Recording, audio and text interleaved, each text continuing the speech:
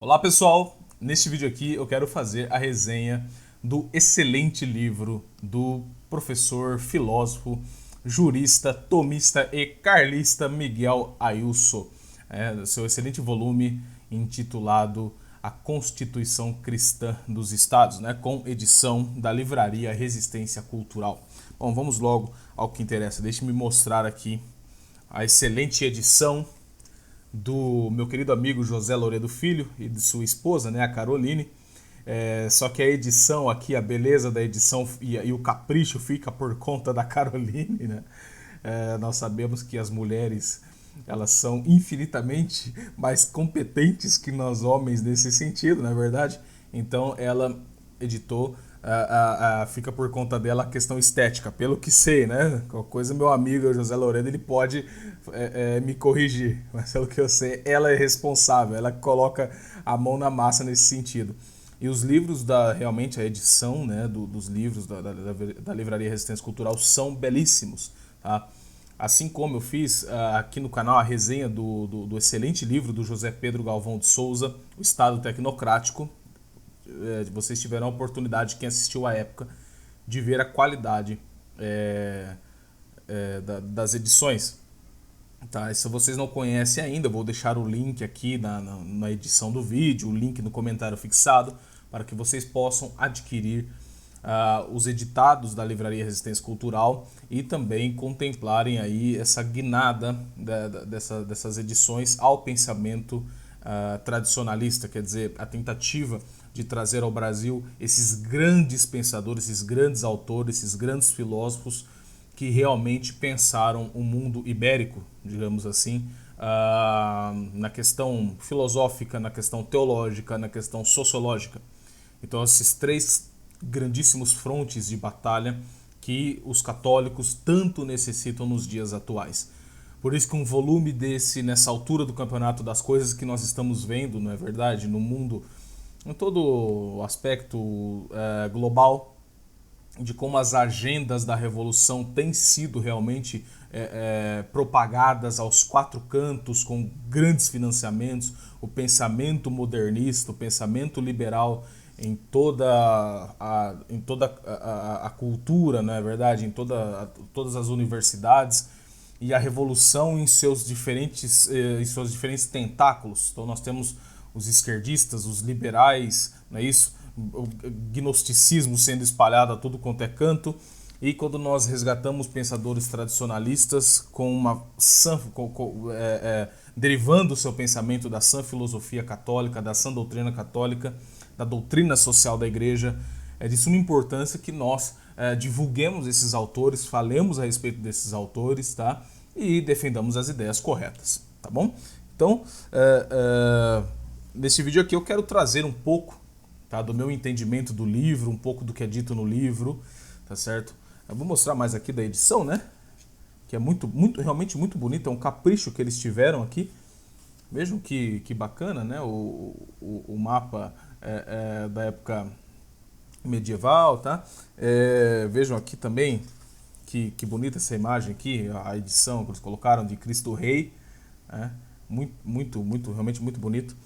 E aqui o nosso autor, né, o professor Miguel Ayuso, aí colocaram o homem todo nos trinks aí na edição. Desculpem aqui as marcações coloridinhas, né, meio LGBT aqui, as marcações, só que realmente eu marquei bastante coisa desse livro, porque eu tirei bastante coisa, né, isso é muito importante. Vou falar um pouco sobre o autor, e depois nós entramos no conteúdo do livro em si, tá? Falar um pouco dele aqui, da figuraça, né, que esteve na Liga Cristo Rei recentemente, não é isso? E também tem uma pequena palestra dele no Centro Dom Bosco, é um vídeo curto, mas com bastante conteúdo. O professor Miguel Ayuso, ele é um sujeito muito inteligente, muito rico de conteúdo, né? É muito bom. Então, quem é ele? Ele nasceu em Madrid, né, em 1961. Ele é doutor em Direito, exerce a docência na Universidade Pontifícia de Comirras, em Madrid, de cuja faculdade de Direito é catedrático de Ciência Política e Direito Constitucional. Foi presidente da União Internacional de Juristas Católicos, no Vaticano, por 2 mandatos consecutivos, né, de 2019 a 2019, de 2009 a 2019. É presidente do Grupo Setorial em Ciências Políticas da Federação Internacional de Universidades Católicas, Paris, e do Conselho de Estudos Hispânicos Filipe II de Madrid. Vice-presidente do Instituto Internacional de Estudos Europeus Antônio Rosmini, Bolzano. Doutor honoris causa das universidades de Udine, na Itália, e Inca Garcilaso de la Vega, em Peru.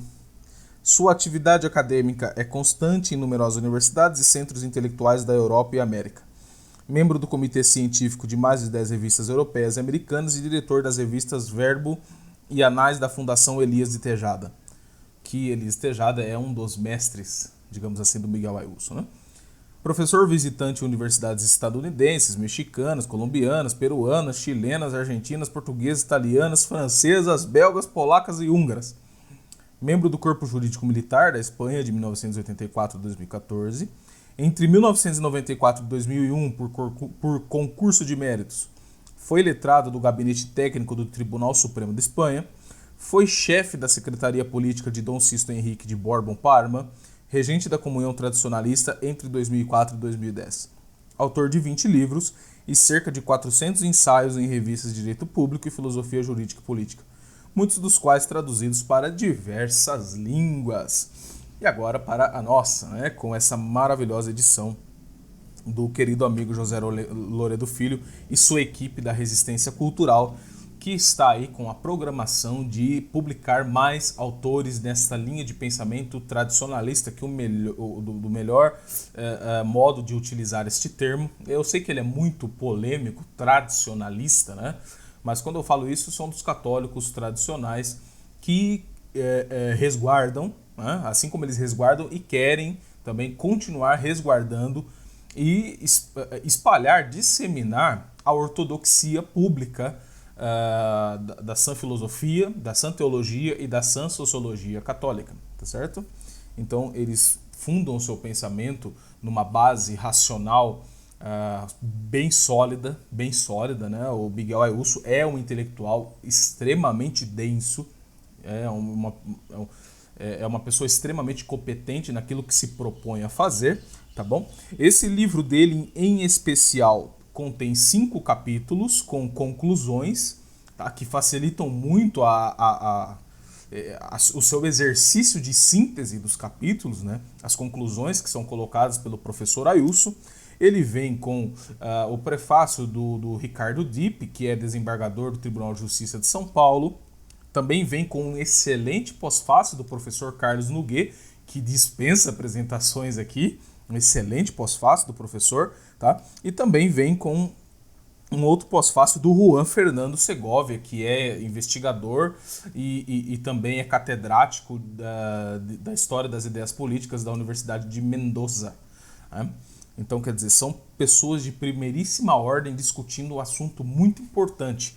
Se nós pegarmos, por exemplo, pelo título do livro, né, a Constituição Cristã dos Estados, você pode pensar que o Miguel Ayuso está propondo aqui fazer uma constituição, quer dizer, um pedaço de papel, tal como é a nossa Constituição de 88, com apenas, com aquele termo, né, que foi cunhado da própria Revolução Protestante, que é o Estado confessional. Ele está propondo um modelo abstrato de Estado confessional, quando não é isso, quando não é essa a análise que o Miguel Ayuso faz. Então não podemos tomar aqui a análise do livro apenas pelo título, né? pela apreensão imediata da semântica do título do livro. Naturalmente que não. Ele vai muito mais além. O Miguel Ayuso, nesse livro, ele fala realmente de uma maneira bem profunda da crise da igreja. Por um momento você está lendo o livro, você percebe que, nossa, quais caminhos nós podemos tomar aqui diante de tantos problemas que são apontados pelo professor Ayuso, né? O monstrengo revolucionário moderno, ele parece tão grande, tão gigantesco, que parece que realmente não tem jeito, as profecias estão se cumprindo, não há mais o que fazer, e nós estamos realmente abaixo aí né, dos grandes poderes revolucionários, dos grandes banqueiros, das megafortunas que utilizam desses poderes liberais, dessas agendas liberais para confrontarem a cristandade, o cristianismo e, por conseguinte, persegui-lo. Hoje nós temos realmente uma perseguição, um genocídio global de cristãos. Esse é o fato, é uma realidade que nós não podemos virar as costas. Então, o professor Ailson, além de fazer essa análise fria, mas bem objetiva dos fatos, ele também nos dá aqui uma luz de ação católica para a propagação da cristandade, né? As possibilidades que nós temos de propagar esta cristandade no mundo real, nas ações reais. Porque de nada adianta nós termos aqui um modelo de igreja ideal, um modelo de católico ideal, um modelo de ação ideal, né, se nós ficamos apenas no âmbito no âmbito reativo, no âmbito da crítica, e nós mesmos não agimos para propagar essas boas obras, as verdades da fé, e não defendemos-nas com verdade mesmo, com afinco. Então, de nada adianta. Isso ele deixa bem claro aqui. O professor Ricardo Dipp, né, que é desembargador, como dito, logo no prefácio, ele já aponta, né, uma verdade inquestionável, né, de que o poder temporal deve se ordenar ao poder espiritual. Para tanto, ele tem ele coloca uma passagem da epístola aos Romanos, né? É uma epístola que diz, uma parte da epístola que diz o seguinte, e que é essencial, né? Todos devem submeter-se aos poderes superiores, porque não há poder que não esteja sob Deus.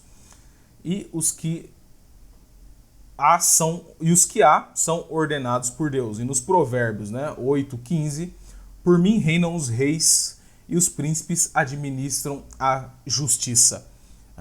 E isto, se nós pegarmos o que está na Epístola aos Romanos, como também estará lá em João 17, né, capítulo 17, lá pelos versículos 21, 22, 23, 24 e 25, nós veremos que as Sagradas Escrituras, como foi entendido pela doutrina da Igreja, que o poder temporal ele não basta-se por si mesmo, ele deve ser ordenado, porque nós não somos criadores, nós somos criaturas, nós somos causados, é isso? Nós temos o ser, nós não somos o ser em si mesmo. O ser em si mesmo, o ato puro e que tudo dele deriva as coisas, ele é Deus. E Deus mandou, né, enviou a sua maior palavra com P maiúsculo, que foi seu Filho, a segunda pessoa da Santíssima Trindade, ao qual é consubstanciado ao Pai, e a terceira pessoa, que é o Espírito Santo, para a remissão dos nossos pecados. Então, mesmo que, lógico, o poder temporal ele exista e ele tenha alguma autonomia, este poder temporal, por ser formado por pessoas e por definição, nós somos animais racionais, não é isso? Nós temos a nossa inteligência, essa inteligência nos foi dada por participação no ser de Deus. Então segue-se que a nossa inteligência, assim como a comunidade, a família, toda a polis, ela é ordenada a um fim último, essencialmente ordenada ao fim último, não acidentalmente ordenada como vão pensar depois os católicos liberais, porque se nós temos uma ordenação acidental, então fica por conta do freguês. Se ela não é essencialmente ordenada, ela é acidentalmente ordenada, fica por conta do quê? Do freguês. Ou seja, fica por conta da vontade, que é uma corrente que depois vai acabar culminando, né, em outras revoluções históricas, né, que é o voluntarismo. Ou seja, a vontade acima do intelecto. Não é mais o intelecto que diz à vontade o bem que ela deve buscar, mas a vontade manda no intelecto e busca o bem que ela quer. Então, nós temos aí a desordem e o erro, né? Então, tanto o Miguel Ayuso como o Zé Pedro Galvão de Souza, todos eles partirão dessa estrutura objetiva da realidade para formular a sua teoria do poder, sua teoria do Estado, né, de que as pessoas, né, já que nós somos um composto de corpo e alma, substancialmente corpo e alma, ou como diziam os escolásticos, matéria e forma, nós temos compostos materiais que diferem de uns para os outros, mas nós temos a mesmíssima forma, né? E a mesmíssima essência, quer dizer, nós partilhamos da essência humana, né? Mesmo que cada um tenha a sua individualidade concreta, mas nós dividimos da mesma essência humana, e isto é lógico que é apreendido pela razão natural, tá? Mesmo que nós não tenhamos a capacidade, por conta do pecado, de conhecermos as coisas em sua totalidade, em todas as suas formas, de uma única maneira, quer dizer, nós conhecemos apenas a maneira em que o objeto se apresenta para nós no mundo real, não em todas as suas formas ao mesmo tempo, no mesmo instante, mas a nossa razão, ela apreende, não é isso? Nós temos a primeira apreensão por esse sentido da coisa no mundo real, e a nossa inteligência, por um processo abstrativo, retira da matéria a forma substancial, porque todos os seres, né, mesmo com a gradação dos seres, todos eles são compostos de matéria e uma forma substancial. Ora, se nós temos matéria e forma substancial, então segue-se disso que a família, ela dá a forma, a junção de um homem, uma mulher, né? Ou seja, marido e mulher e os seus filhos. Quer dizer, a família é a forma dessa analogia, até mesmo a trindade, né? Muito, muito interessante. E a comunidade, nós teremos diversas famílias dentro de um determinado local e elas serão entendidas como comunidade. Então, a forma das famílias é a comunidade, que buscará uma coisa que não está nela mesma, quer dizer, a comunidade não se fecha nela mesma. Ela busca um bem, ou seja, o bem comum. E esse bem comum, ele não pode ter vindo do nada. Quer dizer, de onde veio esse bem? E como é que nós sabemos que as coisas são boas? Porque elas são criações de Deus. Tudo que Deus faz é substancial e substancialmente bom. Tudo que Deus faz é bom porque tudo que tem o ser, né? Tudo que é substancialmente tem o ser, porque deriva do ser em si mesmo, que é a extrema bondade. Então as coisas são boas porque tem o ser. Então toda a comunidade deve buscar o bem comum. Então essa explicação é muito ordenada, né? E foi uma coisa assim que realmente existiu, quer dizer, as sociedades, as cidades medievais, as corporações medievais, as sociedades orgânicas, as sociedades tradicionais medievais, elas buscavam isso. Elas se ordenavam ao poder eclesiástico que, através, né, da analogia ao corpo de Cristo, é o que traz, né, é o que traz a salvação às almas via sacramentos deixados por nosso Senhor Jesus Cristo, né, pois ele ele é a verdade encarnada e ele deixou a sua igreja para tanto.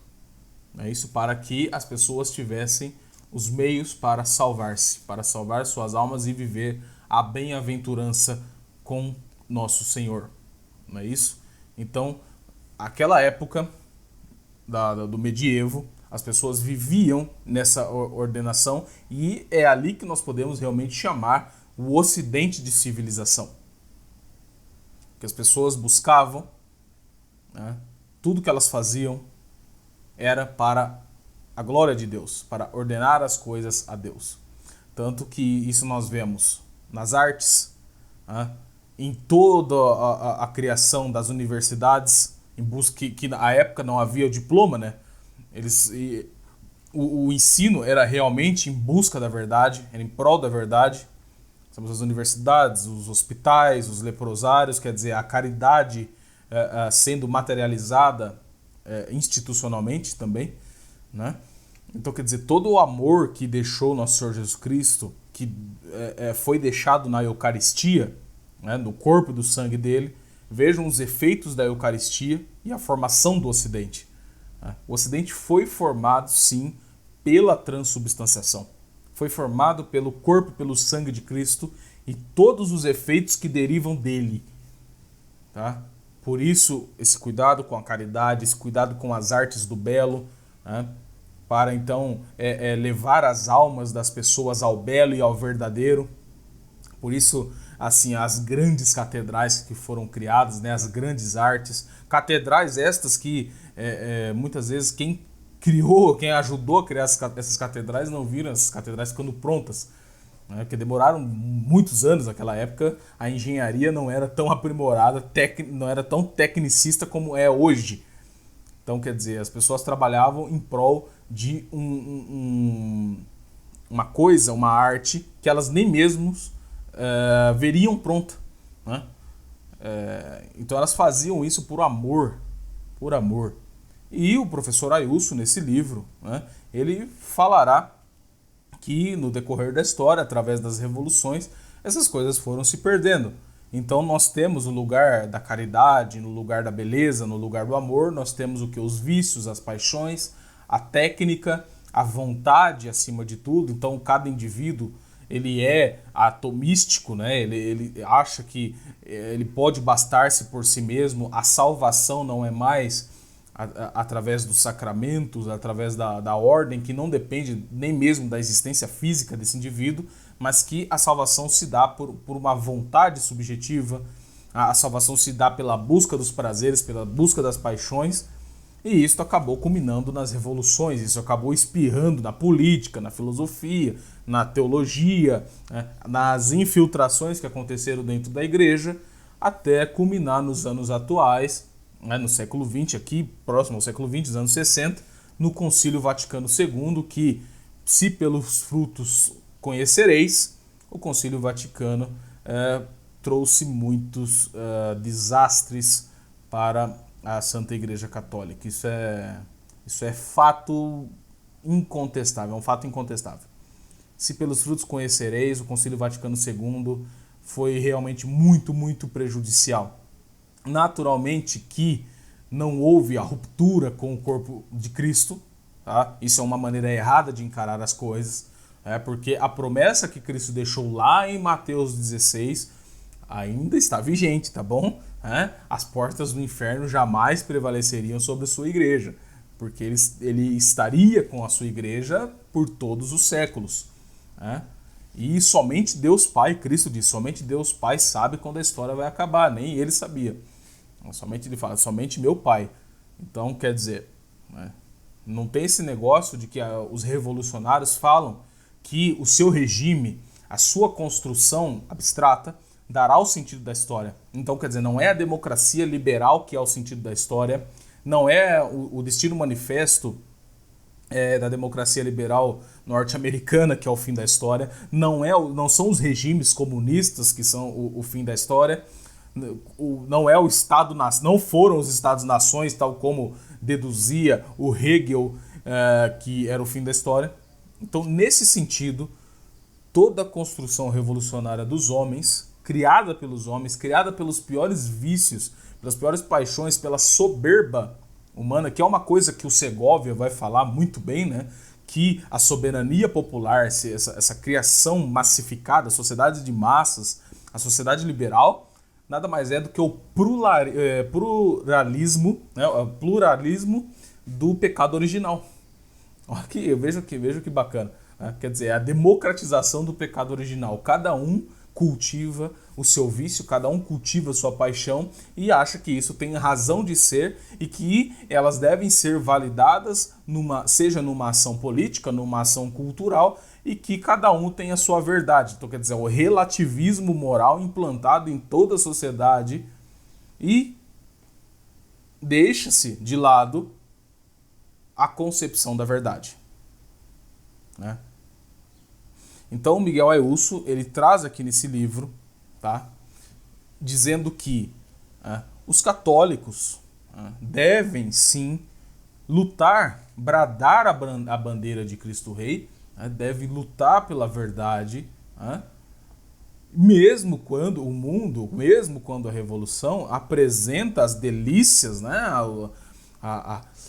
Começa a apresentar aí as suas grandes vantagens mundanas, né? Mas os católicos devem lutar para que a cristandade seja, ela possa reflorescer, para que ela possa renascer, não é isso?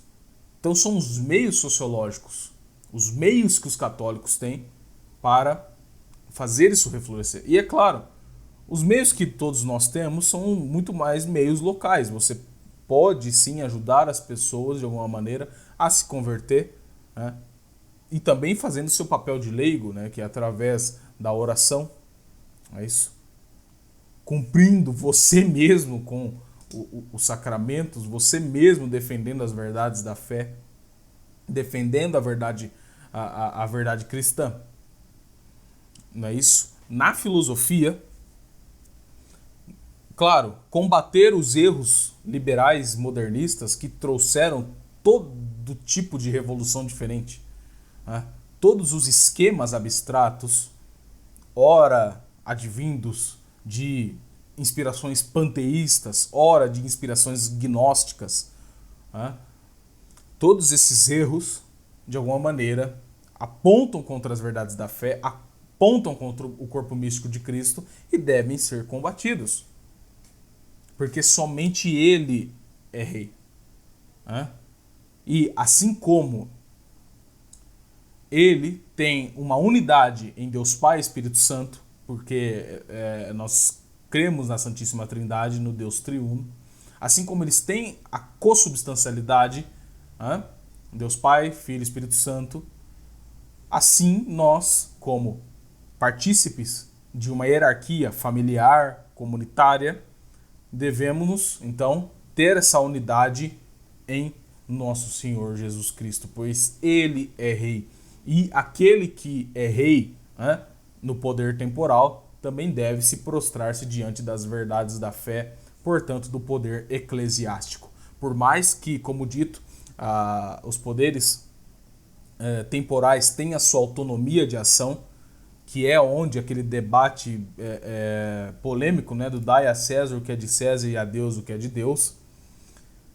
Isso foi pretexto para muitas teologias modernistas, né, como, por exemplo, a de Jacques Maritain, né, e o seu humanismo integral. Ele parte ali, sim, de deturpações da Suma Teológica de São Tomás, como também desse trecho, né, daquilo que fala Cristo, dai a César o que é de César e a Deus o que é de Deus.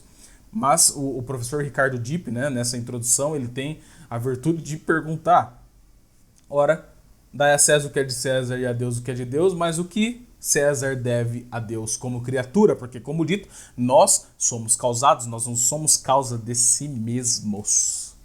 Então isso é muito importante, não é isso? Então é a ordenação do poder temporal essencialmente ao poder espiritual, não somente acidentalmente, tá? Isso aí é coisa de teólogo liberal como Maritain, que pensava então nesse pluralismo político, religioso, teológico e filosófico, que é o que trouxe o liberalismo, e muito do maritanianismo foi colocado em prática no Concílio Vaticano II, né, o que trouxe muitos problemas para a igreja. O professor Miguel Ayuso também, neste livro, falará bastante sobre a Espanha, das revoluções espanholas, né, em como o liberalismo acabou chegando nas constituições modernas. Isso ele vai falar da Constituição, deixa eu pegar a data aqui, de 1869, não é isso? Que um artigo da Constituição já levava ao liberalismo, né? Que começou a levar a Espanha para esse lado da democracia, do liberalismo, e depois acabou culminando na democracia, no indiferentismo religioso, na separação de igreja e Estado, são as fases da Revolução. Quer dizer, tem a separação entre igreja e Estado, né, como dito, Estado como comunidade, como forma das famílias que ordenam-se ao bem comum e, portanto, à salvação de suas almas pelo poder eclesiástico, não é isso? Que se dá pelos próprios sacramentos deixados pelo nosso Senhor Salvador Jesus Cristo. E ele fala bastante a respeito da Espanha, dessas constituições que começaram a ser feitas, e especialmente esta, de 1869, onde traz ali, então, toda a concepção fundamental da democracia liberal, do indiferitismo religioso, do laicismo, separação entre igreja e Estado, igreja e comunidade, e a tentativa até mesmo de separação entre igreja e indivíduo. Então, quer dizer, a concepção da fé enquanto individualista e subjetivista. Então, quer dizer, a fé, ela não tem mais, a ortodoxia, ela já não tem mais um apelo público, porque por conta do laicismo, né, que é uma coisa que também terá aqui no livro, o professor Noguet vai trazer isso no pós-fácil, assim como o Miguel Ayuso vai trazer isso no conteúdo do livro, essa diferença nada substancial entre laicismo e laicidade. Falará Miguel Ayuso, assim como o professor Noguet, que essa diferença, esta sim, é apenas meramente retórica, né? Meramente semântica. Não é porque tem um sufixo ali, o ismo, que difere-se da laicidade. Muitos argumentam que o Estado laico é uma coisa e o laicismo é outra coisa, que mais parece um Estado ateu. Quando, na verdade, na prática, o Estado laico já é um nascimento da Revolução, né, de influência maçônica, de sujeitar todas as religiões dentro dentro daquela propaganda, né, que havia na Revolução Liberal Maçônica do égalité, da igualdade, quer dizer, não há verdade mais. A Igreja Católica, a fé católica não é a única verdadeira. Então, quer dizer, todas as religiões, todas as seitas, todas as heterodoxias têm a igualdade. E quem vai racionalizar essa igualdade? O Estado moderno. Tá? Então, o Estado laico, o Estado leigo moderno, ele é o racionalizador, né? Ele coloca as religiões já abaixo e ele aparece como um Deus uno, né? Não triuno, mas um Deus uno. É o Estado, portanto, forma-se, né, quase que por dedução disto aí, o começo, o início de uma inspiração a uma religião biônica da humanidade, uma religião civil, né? Que vem aí por dedução, claro, do Estado moderno. A criação de uma religião civil com os desvalores humanistas, né? E com a vontade acima de tudo. Aí nós vemos essas agendas modernistas aí, liberais, progressistas, que nós temos como aborto, ideologia de gênero, legalização das drogas, não é isso? Todo o lixo cultural que nós temos hoje em dia, que todos eles atentam contra o cristianismo, contra a verdadeira fé católica, né? Todos eles, que é o que também vai apontar o professor Carlos Noguet no seu pós-fácil, falando dos avanços, né, da Revolução Marquiosiana, né, da Revolução da Escola de Frankfurt e de toda a esquerda pós-anos 60. Naquilo que vai culminar em maio de 1968, no desconstrucionismo que vem lá da França, e em toda essa gnose que tem por objetivo ainda aquela tal coisa de libertação, né, da matéria, a matéria decaída e etc. Nós precisamos de uma libertação espiritual, então o sujeito ele tem que se auto-identificar, se autoconhecer, se auto-libertar, e assim ele terá um conhecimento de Deus, diretamente de Deus, etc. Se vai se libertar do demiurgo. Toda essa construção gnóstica que começou lá nos tempos antigos, até mesmo antes de Cristo já havia concepções gnósticas, né? E depois os primeiros cristãos combateram essas heresias gnósticas e panteístas, né? Como, por exemplo, o Santo Irineu de Lyon foi um dos maiores nesse sentido, mas elas continuaram, né? E elas foram se camuflando, se fortalecendo, até chegar aí nos regimes modernos, regimes políticos modernos, que todos os regimes totalitários modernos derivaram da Revolução Liberal Francesa, fascismo, comunismo, nacionalsocialismo. Todos eles são jacobinos em diferentes níveis, né? E nós vimos os resultados. Se a Revolução Protestante foi uma revolta contra o Espírito Santo, contra a hierarquia da igreja, a Revolução Liberal Maçônica foi uma revolta contra o Logos divino, contra o Logos encarnado, contra a inteligência divina encarnada. A Revolução Comunista no século XX foi uma revolta contra a criação. Então nós temos mais uma analogia à Santíssima Trindade, que não é citada aqui pelo Ayuso, mas é uma coisa que eu gosto sempre de lembrar. É isso? Aqui também no livro ele vai falar, né, muito a respeito dessa autonomia do poder temporal, a diferença entre a concepção católica de política e a teocracia, que se dá muito no Islã, né, a teocracia mesmo. Então, quer dizer, existe sim uma certa autonomia do poder temporal, como dito, mas que se ordena ao poder espiritual. E isso deve ficar muito claro, né? Porque assim, nós católicos, nós cristãos, nós não matamos as pessoas porque elas não são católicas. Tá? Nós não fuzilamos elas, nós não matamos as pedradas, né? Nós não jogamos elas do telhado, assim, por conta do Corão, né? Ou por conta das Sagradas Escrituras, até porque as Sagradas Escrituras, para nós católicos, não está fora da história e ela não é causa de si mesma, quer dizer, ela faz parte do sustentáculo da verdade, em conjunto com a sucessão apostólica, com o Sagrado Magistério e as Sagradas Escrituras, que são entendidas dentro da tradição. Então, para nós católicos, funciona assim. Não é isso? Então, nós não vamos matar ninguém por não ser católico. Agora, no mundo islâmico, se você for professar a sua fé católica, publicamente você pode ser fuzilado. E isso também não está demorando, né? E como já acontece no mundo secular europeu do Ocidente, que cada vez mais atenta-se contra si mesmo.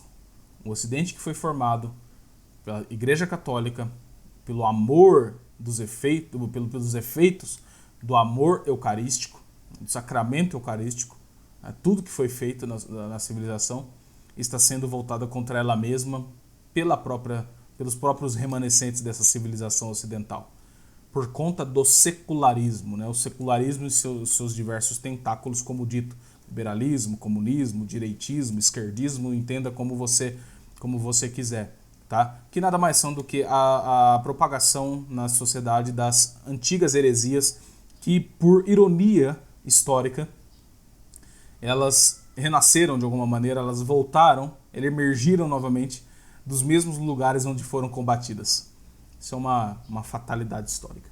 Bom, enfim, já ficou uma resenha longa aí, né, do livro, mas eu queria terminar aqui afirmando aqui uma passagem das Sagradas Escrituras em João 17, como disse para vocês, que é uma passagem que o professor Miguel Ayuso vai utilizar no livro dele para falar da hierarquia divina, tá? Então fica aqui para terminarmos.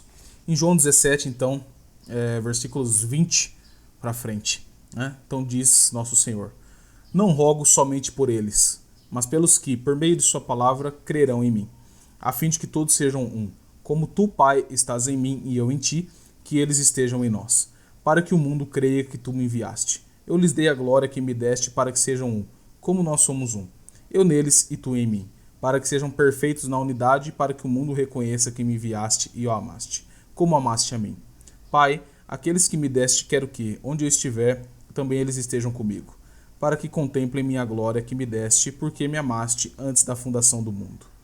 Pai justo, o mundo não te conheceu, mas eu te conheci, e esses que reconheceram que tu me enviaste. Eu lhes dei a conhecer o teu nome e lhes darei a conhecê-lo, a fim de que o amor com que me amaste esteja neles e eu neles. É maravilhoso as palavras do Nosso Senhor. O versículo que o professor Ayuso usa é o versículo 21, né? Como tu, Pai, estás em mim e eu em ti, que eles estejam em nós, para que o mundo creia que tu me enviaste, né? Então ele deriva ali, aqui desta passagem de João a hierarquia divina, né? Muito interessante, não é isso? Como um bom filósofo tomista, o professor Miguel Ayuso também tem praticamente o mesmo método de São Tomás, né? Das análises de São Tomás, das epístolas aos romanos, aos hebreus, as passagens de João, de Mateus, de Lucas, né? Então, o professor Miguel Ayuso tem essa virtude também. Então, vejam, gente, isso que eu comentei é uma parte resumida, tá, do conteúdo do livro. Por mais que eu tô falando aqui há 39 minutos, é uma parte resumida do livro, tá bom? Isso aqui é um resumo do resumo para vocês. O livro tem muito conteúdo, tá? É um livro aqui, pra gente fechar, um livro de... É um livro de 198 páginas, tá bom? É um livro de 198 páginas, tá? Então, quer dizer...